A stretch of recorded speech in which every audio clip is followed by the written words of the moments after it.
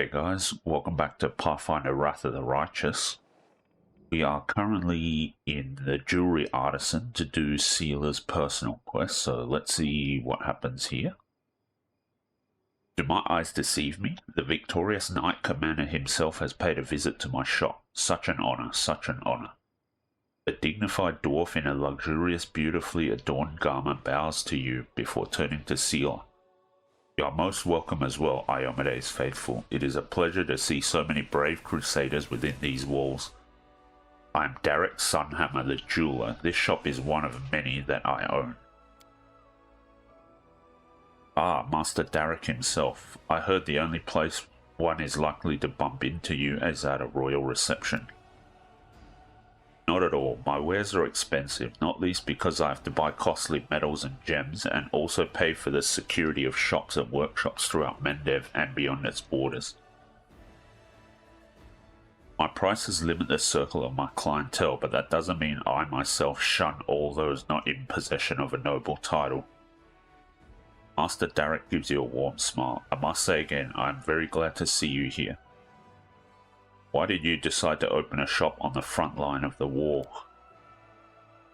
There are two sides to me, if I can put it that way. I'm both a merchant and an artist. For the artist in me, the crusade is a limitless source of inspiration. In recent years, I've crafted very few delicate items, plant and flower patterns, you know. My current preference is for heavier, larger jewelry, dark metal, expressive gems and cool colors, everything that reminds me of steel armor. The calming weight of a shield in your hand, the clash of weapons.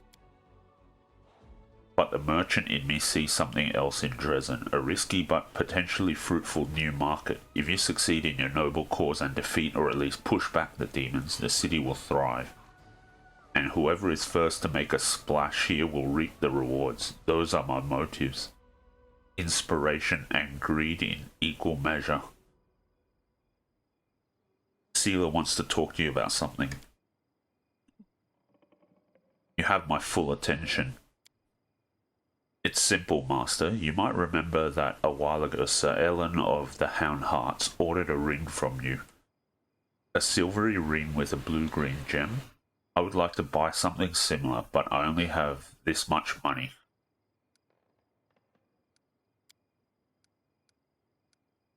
Unfortunately, what you are offering, Valiant Seelah, is enough only for my most inexpensive ring, and the gem in it is not the color you need.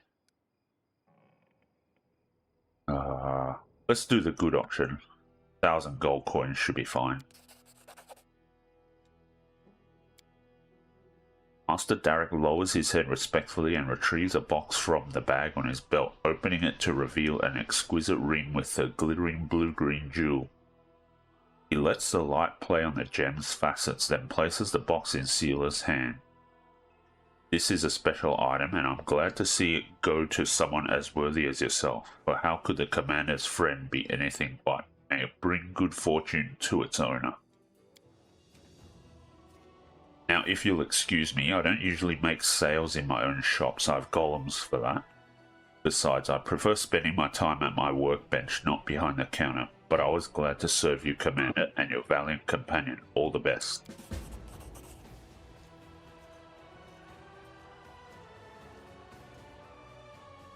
Well, that's that done. Seelah stows the ring box. Come with me to the barracks to give the ring to Ellen, will you? After that, we can go to the tavern and have a few drinks. Are you happy with what you bought? Well, yes. The truth is, I just needed a reason to talk to him and show that I want us to patch things up. I'm not great at this friendship stuff, but I'm trying.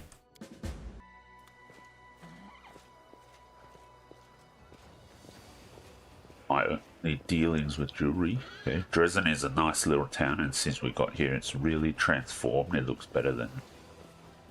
I don't care what anybody says, I like life in the Crusade. So many different people. Alright, I can't read fast enough.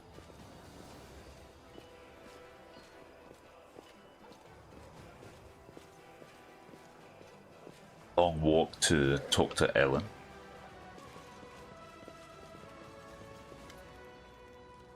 Seelah, Knight Commander. Ellen seems a little discomforted. Good to see you. this again. Well, to avoid a drawn-out conversation, I'll just get to the point. I got you a gift. It's, well, a ring to replace the one Curl stole.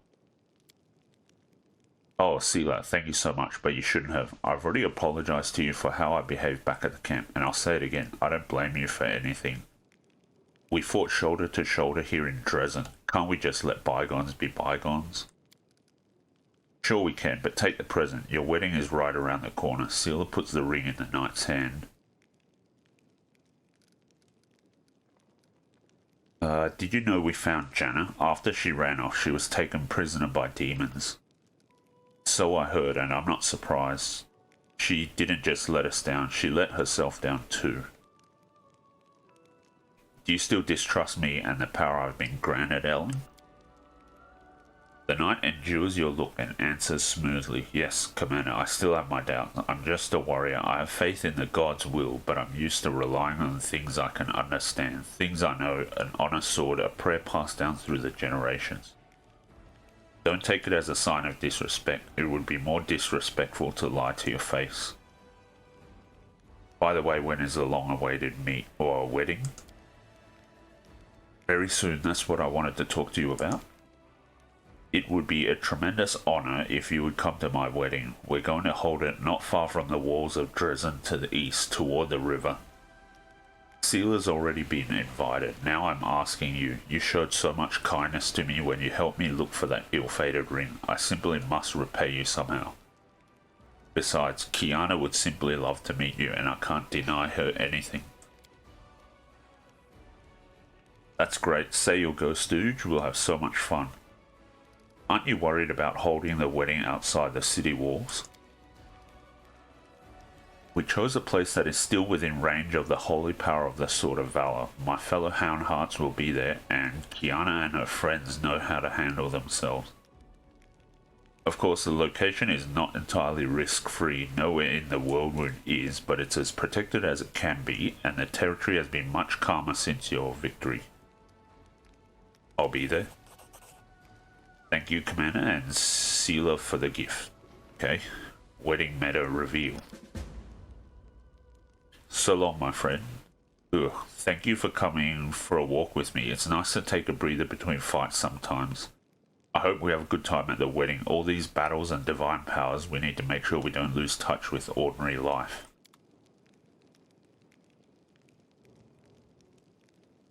Okay, let's head over to the wedding meadow then.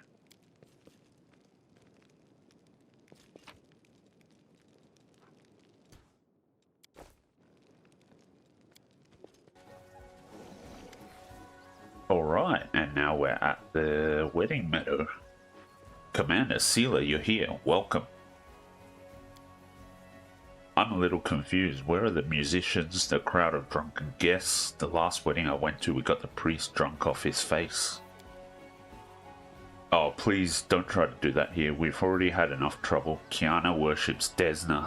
Iomade. In the end, we invited a priestess of Abadar to conduct the ceremony so that no one would be offended. Congratulations, but where's the bride? Let me tell you everything. Before the official ceremony, all the guests are enjoying themselves at two venues. The one on the right has been organised by my Houndhearts, the one on the left by Kiana's friends. Each venue has its own theme, but I won't tell you which is which. It will be more fun to see for yourselves. Both venues have food and drinks, and a little contest where you can win prizes. Kiana is greeting guests at her venue, and I'm leaving for mine now. I have a special role to play there. Enjoy, Commander. There's still time before the beginning of the ceremony. Seelah, thank you for coming too.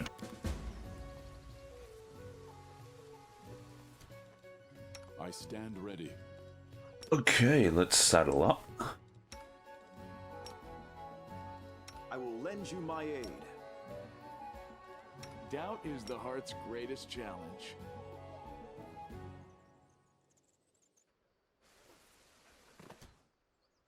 And let's see what is going on at this, I guess, wedding festival thing.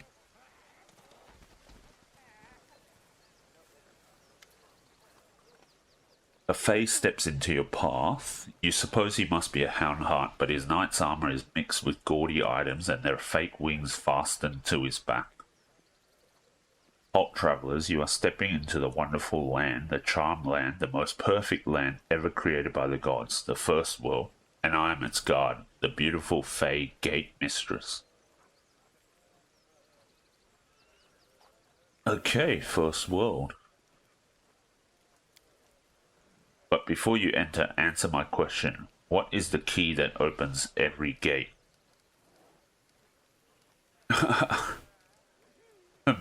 Money? Oh damn, why do you have to say that? I, the beautiful Fae Gate Mistress, made a promise that my gift to Ellen and Kiana would be whatever the first guest gave as the answer to my question. Now you may enter and learn the mysteries of the past and fight for the treasure of our Fae ruler. The Fae points to the middle of the tent where seated on a throne is none other than Ellen. His head is crowned with fake horns, a green cape sweeps over his shoulders, and his torso is proudly bare.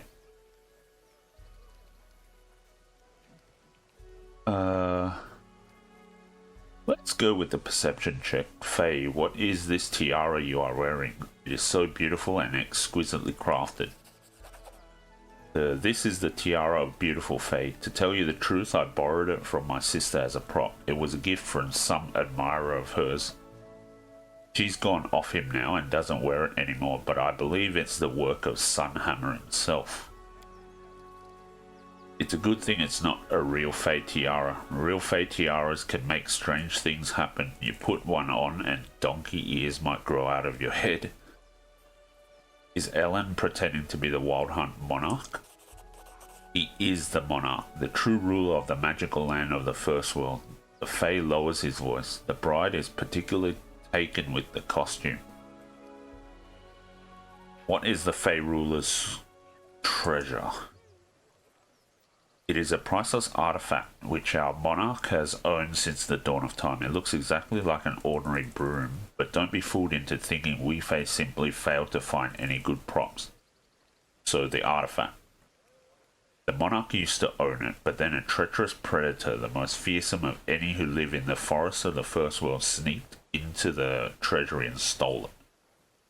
This predator lives in a secret lair which is conveniently located in this area. Everyone who makes it through the enchanted wilds of the First World and reaches the beast's lair will get a reward. Ew, damn. Old-timer Seelah hasn't played games like this since her thieving days, but we've got to accept the challenge, stooge. We want to take part in the treasure hunt. Alright then, I'll repeat the rules. You need to search our corner of the First World and find our amazing broom-shaped artifact, but first you need to answer a few riddles. You'll see. And come face to face with the dangerous predator, and then you'll get the reward.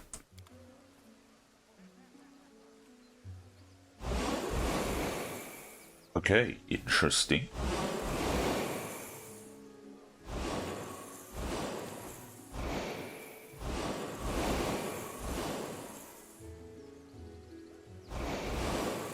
Oh, I didn't see this. Whoops. I do not believe this is possible. We're struggling a bit here. Okay, I finally got up. Do not falter.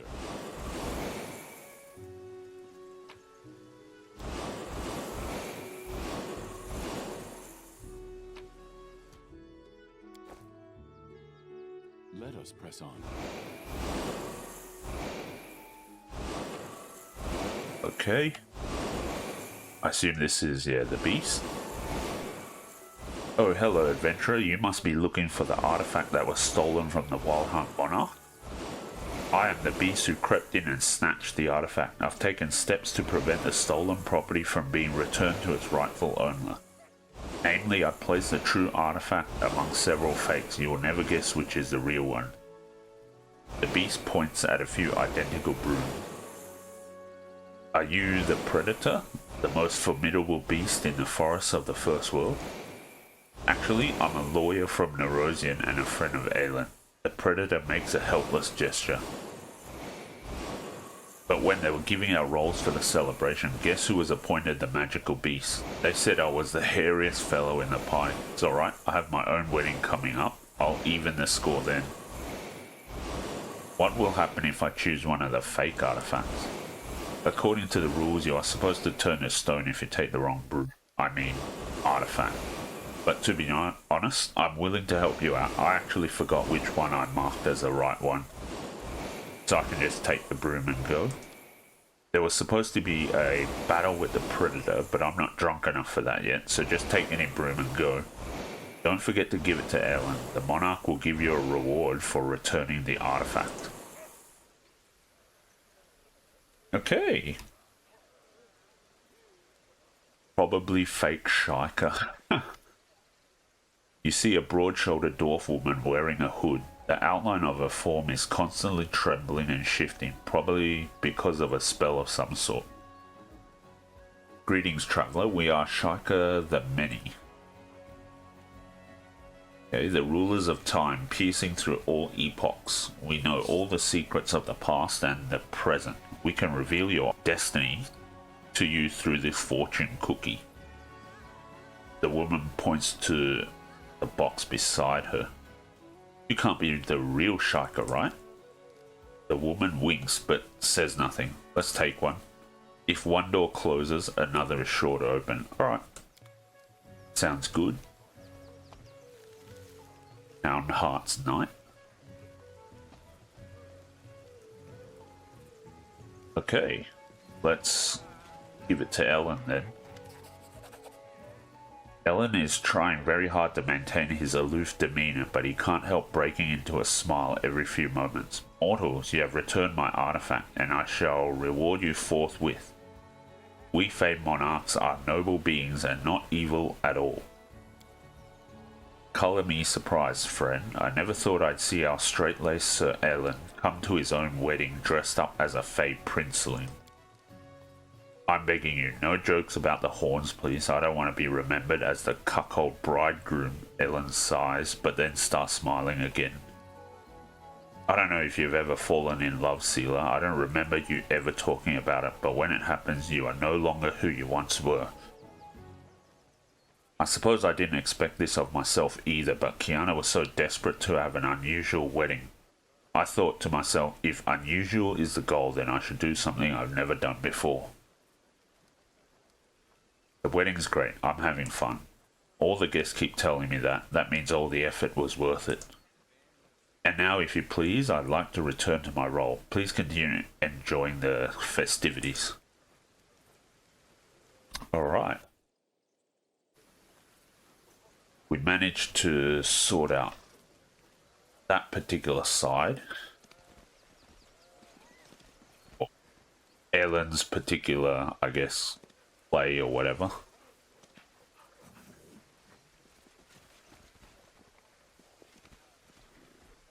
Now we just need to find, okay, I guess this is the other one.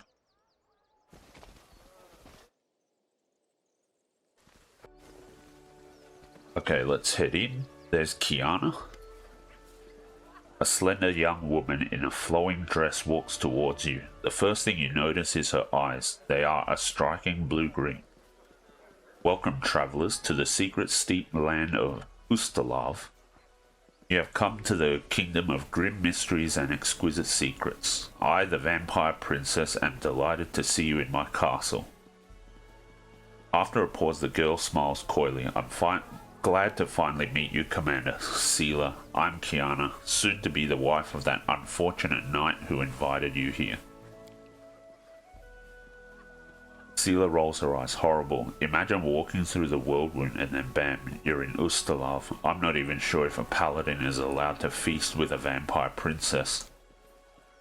It's lucky you are not a follower of Pharasma, valiant Seelah.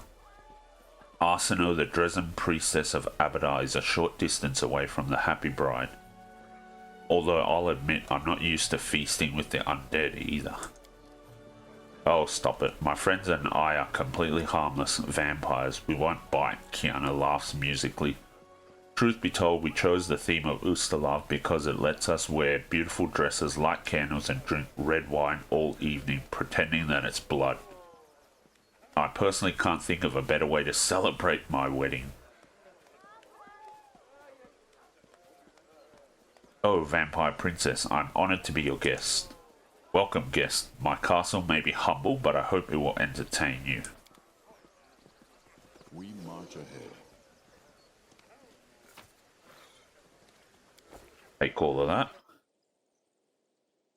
Let's see what this trickery check does. We got marzipan bone. The skeleton has a slight sheen to it, judging by the texture. It's made of marzipan. Okay. Let's talk to Arsino. Knight Commander, how can I help? Wait for the beginning of the ceremony. Okay, don't want to do that just yet. What do you think of the celebration? I prefer a church ceremony and a more formal approach to the celebration, but there is a certain charm in how unpretentious everything is here. We priests who choose to make our home in savage and dangerous lands see a lot of things during our lifetime, including exotic weddings. We don't bat an eye at a celebration where the groom is wearing a Fey Monarch costume and the bride is dressed as an evil vampire. Let's walk around a bit more. Okay, we found something. Oh, here it is. Somewhere?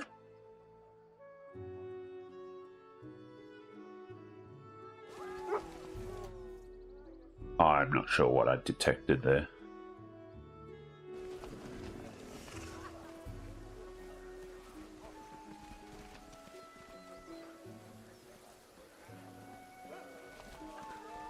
There was supposedly some loot, but apparently not anymore.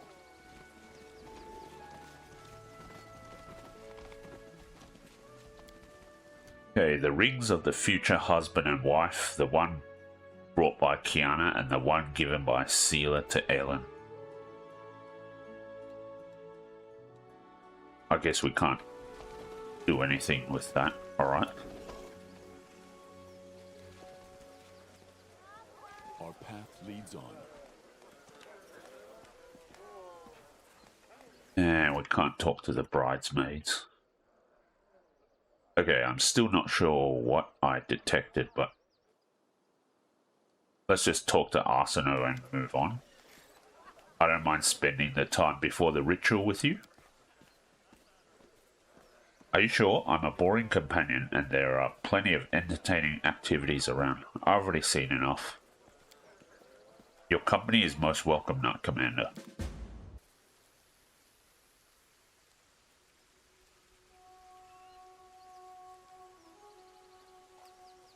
If I might have your attention, everyone, before we get to the important part of the ceremony, I want you to welcome two very dear guests. This is the commander of the 5th Crusade, thanks to whose efforts the Sword of Valor flies proudly over Dresden. And Seelah, Paladin of Iomade, the commander's companion, and someone I have the honor of calling a friend. Seelah, would you say a few words? Hello, everyone. Hey, I need some advice. What should I say? Giving speeches really isn't my thing. Just speak from the heart. Right. I always complicate things, but I just need to say what I feel. Friends, I'm not good at making beautiful speeches, so here's an ugly speech, but it comes from the heart. I am so happy for you. May everything be good for you. May all your troubles pass you by. May neither demons nor misfortunes ever separate you. That's what we're fighting for, isn't it? For weddings, fun, and laughter. Even in the cursed lands of the World Wound. Even after 100 years of war. Yes, you're exactly right. You know, I wanted you to come here with me so I could show you that our efforts aren't in vain. Not long ago, demons ruled over all of this area we're in. And they did all sorts of abominable things here. But now, Dresden stands as an indestructible fortress. And weddings are taking place here. It's all because of you. So, let's watch the ceremony and enjoy ourselves. Asuna casts a solemn look over the gathered crowd. Her eyes are glistening either from emotions or the vampire wine. Welcome, honored guests, to the wedding of Aelin and Kiana. Today I'm delighted to play my part in the beginning of something so special, the beginning of a new happy family. When something as strong as your love for one another is born from the chaos of life, all the gods of order triumph. Seelah is listening to the priestess with a broad smile on her face. Before we begin the most important part of the ceremony, I ask all the guests to put something in this cup that they think will serve the newlyweds well in their new chapter. I've heard about this custom. It's called the Cup of Wishes. People put nice little things symbolizing wishes. For example, a coin for wealth, a toy for the birth of a child, and so on. I'll put in a coin. Let's throw the marzipan bone for a sweet life.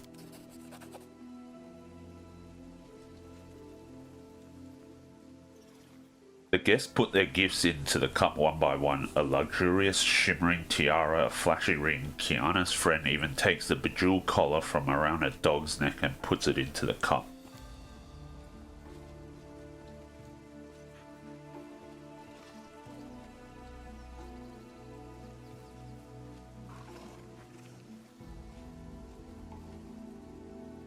Friends, but these gifts are too expensive. The keeper of the macabre menagerie smiles to Kiana, showing her fake fangs. Don't even think about refusing. They come with the best of wishes. Let's look more closely at the cup of gifts. Each piece of jewelry was innocuous enough on its own, but now that they have all been gathered together, your suspicions have been raised. Their magical auras are too strong and varied to belong to mundane trinkets possessing only enough magic to adjust their size to the wearer. Seelah, the jewelry, there is something wrong with it. I had this feeling that something was wrong. It's the jewelry, right? They were all made by Master Sunhammer, weren't they? And he also made the ring that. The gifts have been given. Let us praise the gods. In the name of Abadar, I pronounce you husband and wife. You may exchange rings and join your lips in a kiss.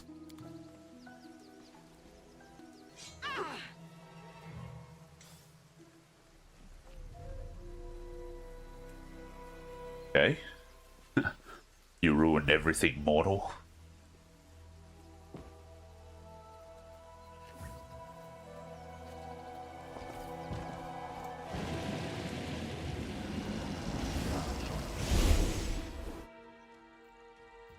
No time for debates. Hey.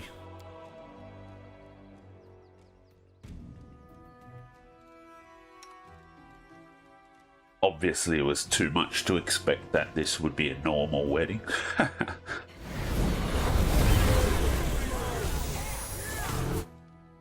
This obstacle?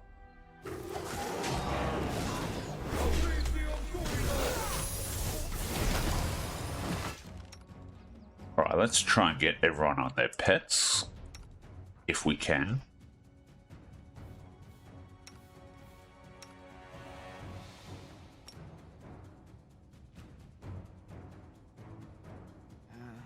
If I can find all the pets.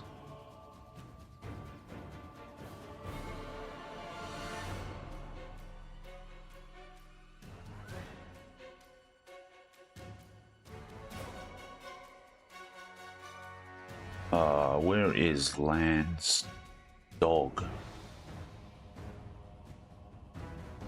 There it is, okay.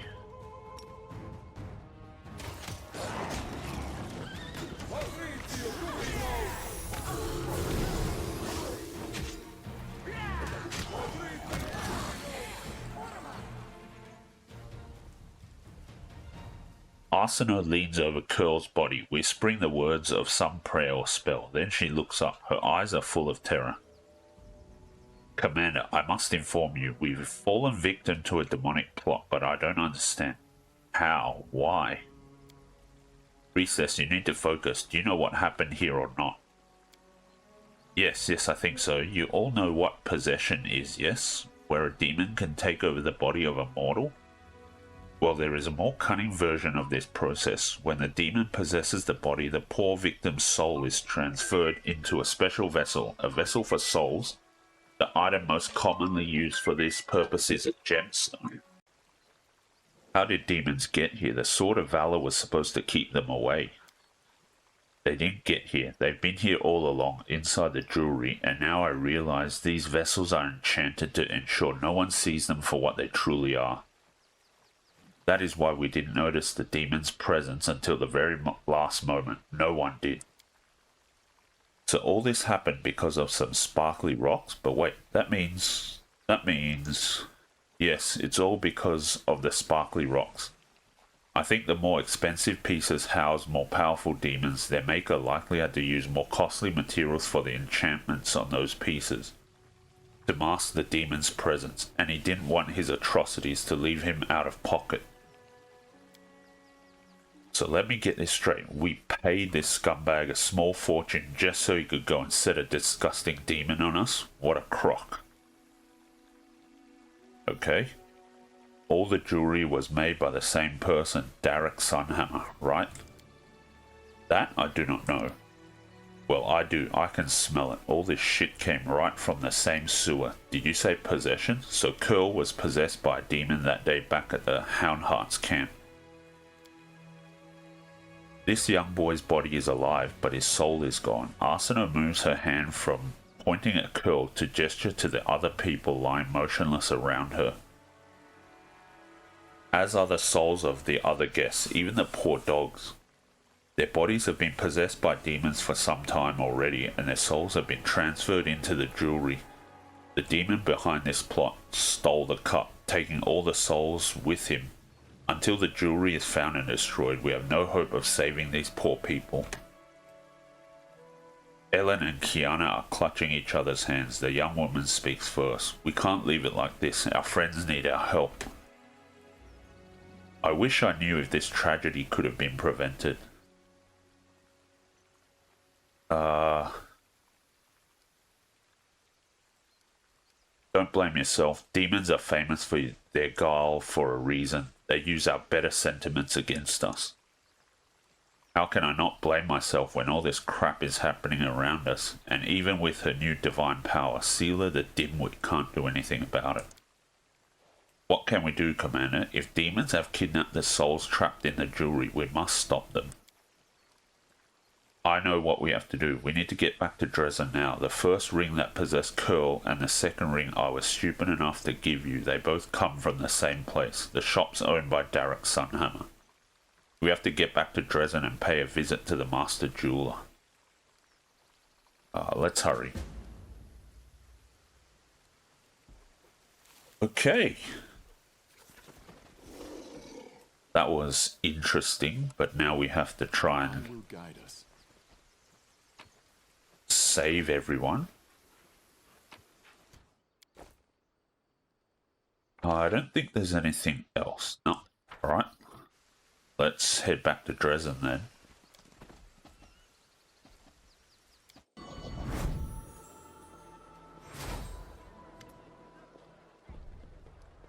Seelah is standing with her weapon drawn, her eyes ablaze. Have you seen the bodies in the streets? I bet anything this is the doing of our jeweler. Let's go to his shop quickly if you're ready. Let's go.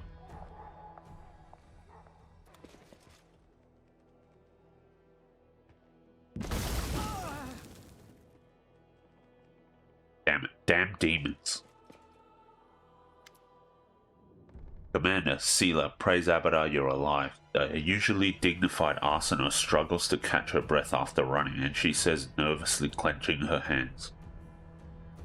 I received news from other temples of Abadar, most disturbing news. What we saw at Ellen's and Kiana's wedding has been happening across Mendev. People who bought Derek Sunhammer's jewelry have been dropping to the ground lifeless with demons emerging from their bodies. The damage done is hard to measure. Demons appeared in 100 locations, and many of them immediately used the turmoil to commit atrocities. Killing, stealing, wreaking wanton destruction. Some were quickly dealt with, the cursed jewelry taken from them, and the imprisoned souls freed, but most of the demons fled, taking the jewelry containing the souls of their poor victims with them. Darek Sunhammer himself escaped too. The Inquisition of the Church of Iomade is searching for him, but they have no leads yet. The Church of Abadai is doing whatever it can. We also suffered losses among both our congregation and our clergy. Such a devious plot, and how skillfully it was executed. As Arsinoe speaks, Seelah's face grows more and more grim, and her hands clench anxiously around her weapon.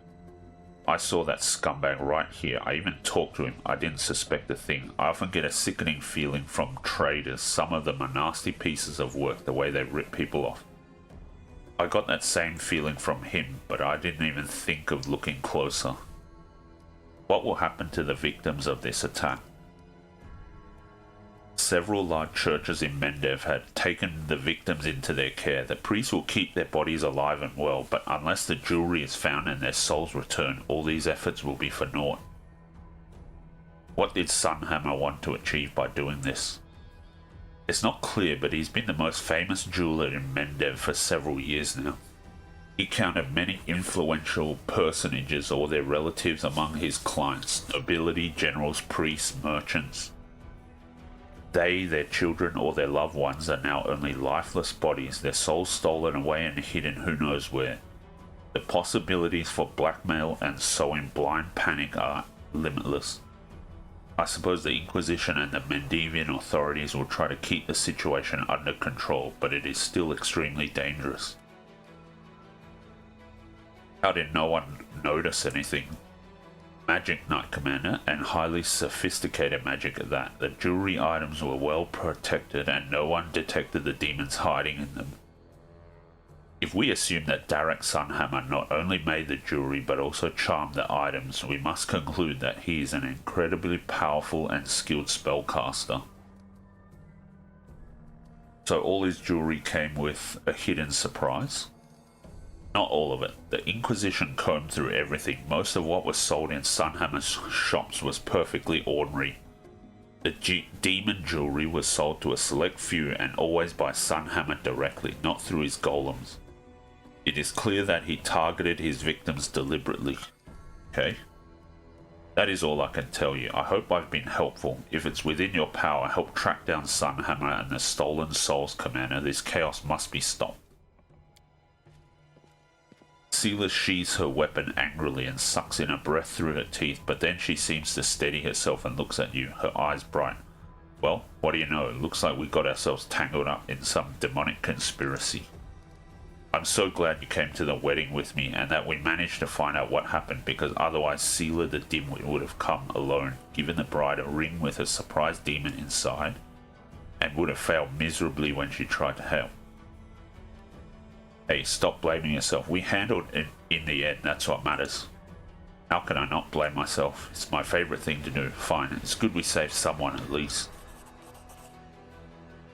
Grim determination burns in Seelah's eyes. I can't leave it like this. If anyone has an obligation to find that lowlife Sunhammer and return all the souls, it's me. I'll do everything in my power to find him. Something tells me that the demon collaborating scumbag is somewhere here in the Whirlwind. I'll seek help from every quarter. I'll interrogate imprisoned demons and cultists, whatever it takes to get to the truth.